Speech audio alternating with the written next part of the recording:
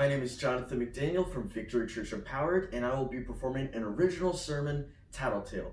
I have scriptures Esther 4:14, Luke 6:42, and James 4:17.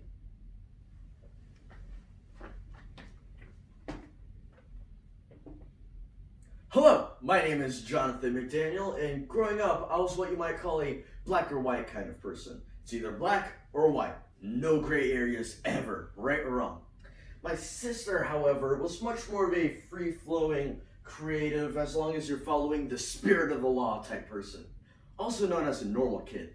So naturally, it was my duty and my honor to be the world's most astute tattletale. Mom, she had 2 cookies instead of 1.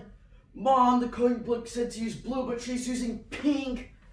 The horror. However, on my tattletale crusade, I sometimes got myself into trouble too. Mom, she had her eyes open during the prayer. We all know how that ended. How did you know her eyes were open? Unless, say it with me, your eyes were open too. You know, that story reminded me of Luke 6:42. But how can you say to your brother, let me take the speck out of your eye, when you yourself don't see the log in your own?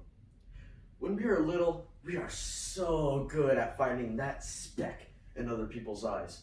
That's probably why we are told to mind your own business. But as we get older, it's not quite the same, is it? We don't want to be known as the tattletale because that's just not cool. So we keep our mouths shut, pretend like we didn't see anything.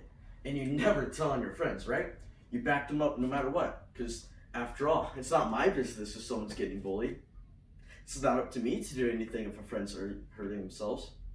It's not my concern if someone ends up with a baby. And it's definitely not my problem if someone shows up with a gun. Sometimes, other people's business is our business. In the book of Esther, we learn about a young Jewish woman who was put in a very difficult situation.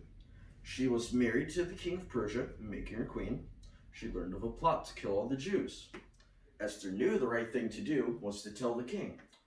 However, anyone who came before the king uninvited was to be put to death. In James 4:17, we learn that so whoever knows the right thing to do and fails to do it, for them it is sin. So by choosing to mind your own business all the time, we aren't just missing an opportunity to help each other. We're sinning. Sometimes we know what we need to do, but we find reasons to talk ourselves out of it. Now, I admit, Esther had a pretty valid reason for being scared to do the right thing here. In Esther 4:14, her cousin Mordecai helps her find courage though. And who knows but that you have come to a royal position for such a time as this.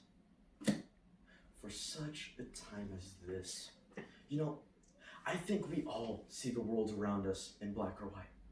It's just that sometimes we don't like dealing with it. So we make excuses.